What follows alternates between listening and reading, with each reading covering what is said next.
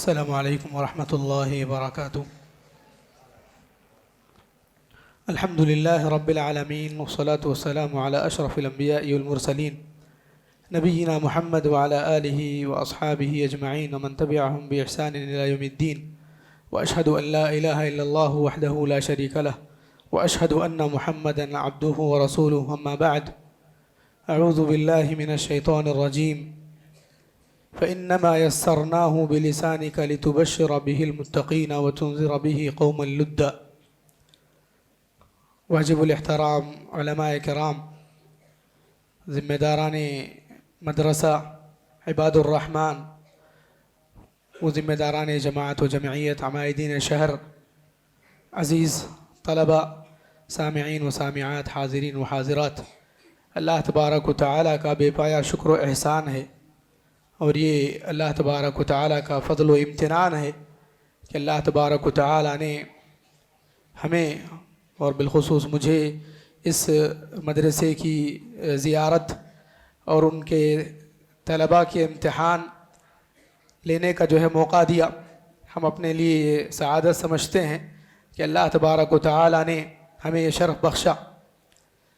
تاثراتی کلمات کے طور پر پہلا تأثر جو مدرسے کے تعلق سے ہے کہ مدرسہ عباد الرحمن لتحفیظ القرآن الکریم، قرآن کی خدمت کے لیے ہے، قرآن کے حفظ سے منسوب ہے، اور جو چیز بھی قرآن سے منسوب ہے وہ اللہ تبارک و تعالیٰ کے ہاں بہت ہی معزز ہے، مکرم ہے، مشرف ہے، مبارک ہے، کتاب مبارک، اور اس سے جڑی ساری ہی چیزیں مبارک بھی ہیں، اور اللہ تبارک و تعالیٰ کے پاس معزز بھی ہیں۔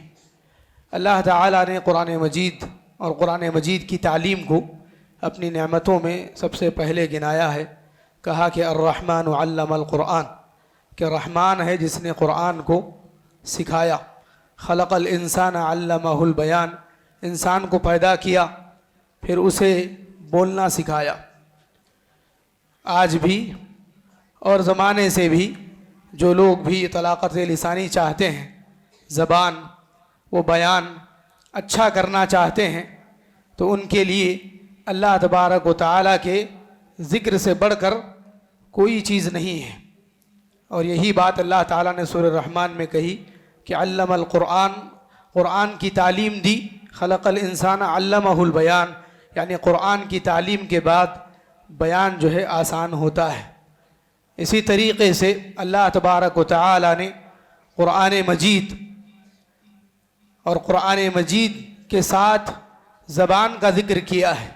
اللہ تعالیٰ نے کہا کہ فَإِنَّمَا يَسَّرْنَاهُ بِلِسَانِكَ، سورہ مریم اور سورہ دخان میں بھی کہ فَإِنَّمَا يَسَّرْنَاهُ بِلِسَانِكَ فَإِنَّمَا يَسَّرْنَاهُ بِلِسَانِكَ لَعَلَّهُمْ يَتَذَكَّرُونَ، کہ جو ہے بے شک ہم نے آپ کی زبان پر اس کو آسان کیا ہے تاکہ آپ اس کے ذریعے سے خوشخبری سنائیں متقیوں کو، سورہ مریم میں کہا، اور سورہ دخان میں کہا کہ اس کے ذریعے سے لوگ نصیحت حاصل کریں۔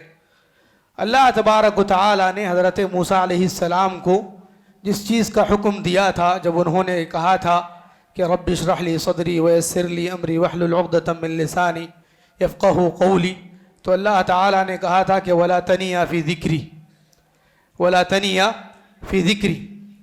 تو قرآن جیسے مبارک ہے، قرآن کی تعلیم بھی مبارک ہے، اور دینی اعتبار سے یہ جتنا اہم ہے، دنیاوی اعتبار سے بھی آج کے زمانے میں بھی جو لوگ اس بارے میں پریشان ہیں انہیں قرآن کی تعلیم پر توجہ دینا چاہیے۔ دوسری بات یہ کہ اللہ تبارک و تعالیٰ نے قرآن مجید کو دنیا میں ہی نہیں بلکہ آخرت میں بھی عزت اور شرف اور کرم اور وقار کا سبب بنایا ہے، اس لیے بھی والدین کو چاہیے کہ والدین اپنے بچوں کو قرآن کی تعلیم دلوائیں۔ تیسری چیز یہ کہ اللہ تبارک و تعالی قرآن کے ذریعے سے لوگوں کے مقام اور مرتبے کو بلند کرتا ہے، تو ان کے مقام اور مرتبے یہاں بھی بلند ہیں، وہاں بھی بلند ہیں، اور ان کے ذریعے سے اللہ تبارک و تعالی ان کے والدین اور ان کے منسوبین کے مقام اور مرتبے کو بھی بلند کرے گا۔ تو اس اعتبار سے یہ مدرسہ قابل تعریف ہے.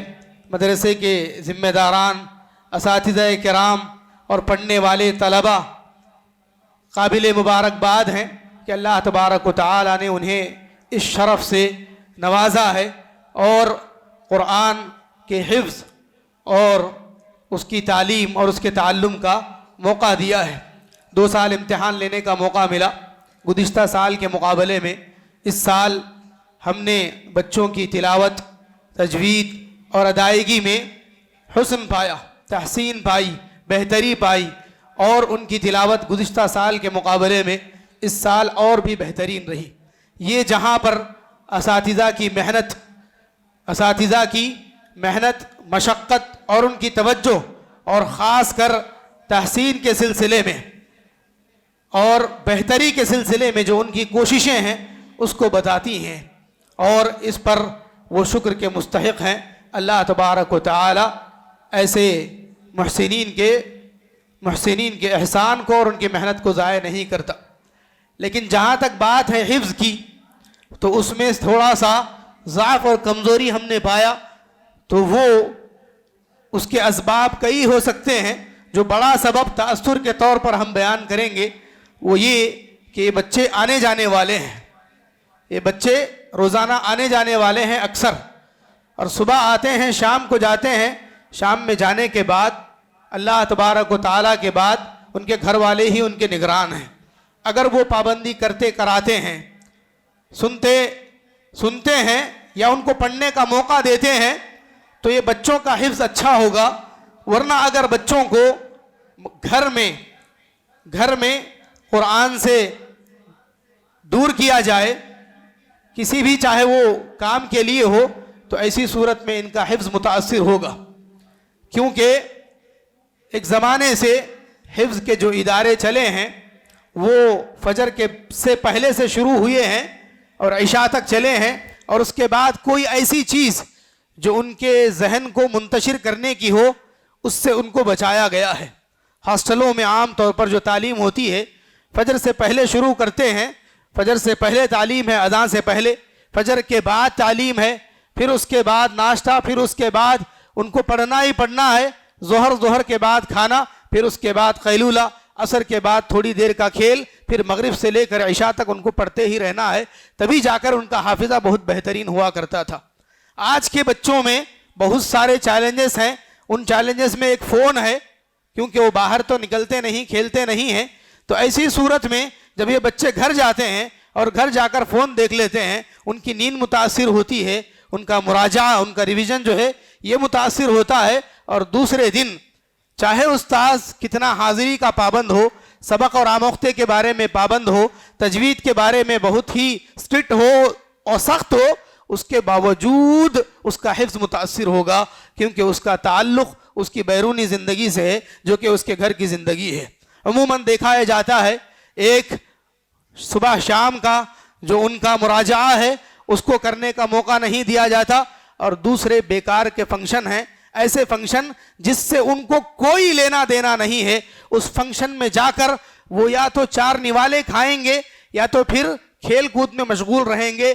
ایسے فنکشن کے لیے ان بچوں کو لے جایا جاتا ہے اور جا کر کے ان کے ذہن کو پورے طریقے سے منتشر کر کے، ان کے حفظ کو بگاڑ کر، ان کا دماغ خراب کر کے پھر مدرسے میں داخل کیا جاتا ہے. پھر اساتذہ پر شکایت ہوتی ہے، ذمہ داران پر شکایت ہوتی ہے، استاذ پر شکایت ہوتی ہے، اور استاذ غصہ کرے تو منع، مارے تو حرام ہے، ہاتھ کیسا لگائے اور اس کے اوپر کیس ہو جائے گا.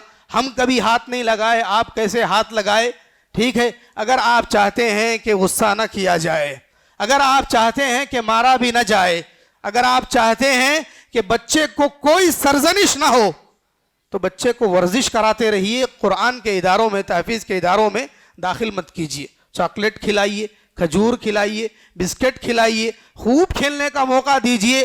پیار سے، محبت سے گھر میں بٹھا کر کے اس کو حافظ بنائیے. انشاءاللہ 10 سال کے اندر ہو سکتا ہے کہ وہ حافظ ہو جائے گا انشاءاللہ. اس کے بعد بہترین انداز میں دستار بندی کرائیے. اس کے بعد ایک بڑا فنکشن ہال لیجئے اور ایک 5 لاکھ 10 لاکھ خرچ کر کے اس کے اوپر جو ہے بڑی ایک دعوت کر دیجئے. آپ حافظ، آپ کا بیٹا حافظ، آپ کے استاذ کو ایک صدری یا پھر ایک شیروانی یا ایک پگڑی دلا دیجئے، لوگوں کے سامنے تعریف بھی ہو جائے گی بہترین انداز میں کہ بچہ حافظ ہو گیا۔ بچے کو بلا کر کے اگر پوچھا جائے ایک بھی آیت، نہیں بچہ ڈر گیا، سب کے سامنے ہے نا اس لیے ڈر گیا بچہ، پہلی بار پڑھ رہا نا بچہ ڈر گیا، یہ بول کر آپ کور کر سکتے ہیں، لیکن بچے کے حافظے کو آپ رکھ نہیں سکتے ہیں، ایسے ہی ہمیشہ کے لیے نہیں رکھ سکتے ہیں۔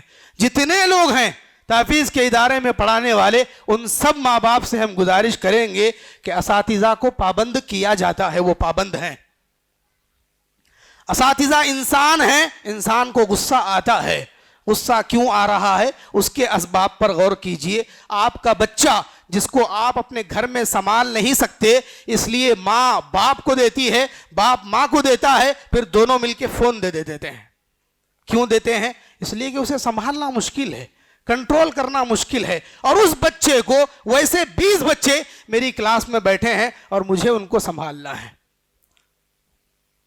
لکڑی نہیں، ہاتھ نہیں، غصہ نہیں، اور پھر اس کے بعد تعلیم دینے کے لیے آتے ہیں کہ جو ہے آپ ایسے کیے، آپ ایسے کیے۔ تو آپ اپنے بچے کو سب سے پہلے حاضری کا پابند بنائیں، حاضری کا پابند بنائیں، فنکشن کا پابند نہ بنائیں، فنکشن ہالوں کا پابند نہ بنائیں، ان کو جو ہے دعوتوں کا پابند نہ بنائیں۔ وہاں دعوت میں جانا اس کے لیے نہ ضروری ہے نہ مستحب ہے، اور یہاں اس کا آنا ضروری ہے، ضروری ہے، فرض ہے، واجب ہے اس کا آنا، اس کا سبق ضروری ہے، آموختہ ضروری ہے، سبق کا پارا ضروری ہے۔ اس کے بعد اگر کوئی شکایت ملتی ہے ضرور کیجئے، اساتذہ اس کو بسر و چشم اس کو قبول کریں گے، اور ذمہ داران بھی اس کو قبول کریں گے۔ ورنہ حفظ کے ادارے آج کے زمانے میں چلانا خود ایک چیلنج ہے، لیکن ایسی صورت میں ماشاءاللہ گزشتہ سال 17 حفاظ فارغ ہوئے تھے، اور اس سال 10 حفاظ اور شاید اس سے بھی کچھ زائد ہی حفاظ جو ہیں ماشاءاللہ سے 18 فارغین جو ہے موجود ہیں۔ یہ ایک اپنے یعنی کہ صرف 5 سال کی مختصر سی مدت میں اتنی بڑی تعداد میں حفاظ کی فراغت، یہ ان کے لیے یعنی کہ خوشی اور تعریف، اور اللہ تبارک و تعالیٰ کے فضل و احسان کا جیسے موقع ہے، ویسے ہی ہمیں بھی یہ تأثر دینے کا پورا حق ہے کہ انہوں نے محنت کی، محنت کا نتیجہ آپ کے سامنے موجود ہے۔ اب آپ کی محنت کی باری ہے کہ آپ اس کے حفظ کا خیال رکھیں، اس کے اخلاق کا، اس کے علم کا، اس کے قرآن کا، اور قرآن کے اس علم کو بنیادی طور پر حاصل کرنے کے بعد آگے تک اس کو اسی قرآن کا قاری، حافظ، حامل قرآن، عامل قرآن بنانے کی ذمہ داری آپ کی ہے کہ وہ اب حامل قرآن ہو چکا ہے، اب عامل بالقرآن والحدیث بنانے کی ذمہ داری آپ کی ہے۔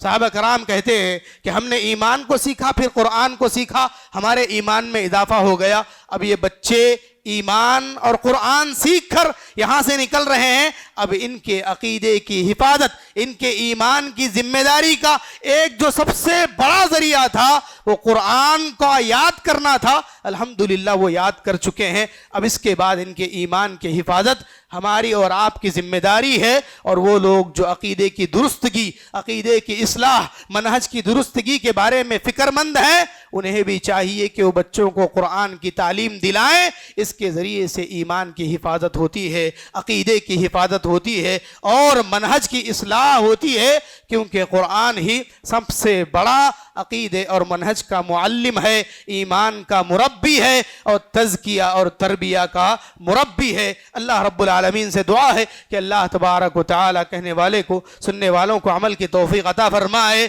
اور اس مدرسے جس مدرسے کے سالانہ جلسے میں ہم شریک ہیں، اللہ تعالی مدرسے کے ذمہ داران، اس کے معاونین، اس کے سپورٹرز، اس کے اساتذہ، اس کے نگران کار، خادمین، سبھی کو اللہ تعالی بہترین بدلہ عطا فرمائے، ان کے خدمات کو شرف قبولیت سے نوازے، مزید اللہ تبارک و تعالی ان سے خدمات لے۔ وصلی اللہ تعالی علی خیر خلقہ محمد وعلی آلہ واصحابہ اجمعین، وآخر دعوانا ان الحمدللہ رب العالمین۔ السلام علیکم ورحمۃ اللہ وبرکاتہ۔ مسجد عباد الرحمن کے پلیٹ فارم سے ہونے والی دعوت و تبلیغ کے مشن کو آگے بڑھانے میں ہمارا بھرپور ساتھ دیں۔ علم و عمل سے ناطہ جوڑنے کے لیے اہل علم سے جڑیں۔ مسجد عباد الرحمن کے یوٹیوب چینل کو سبسکرائب کریں اور آگے شیئر کرنا ہرگز نہ بھولیں۔ فجزاکم اللہ خیر۔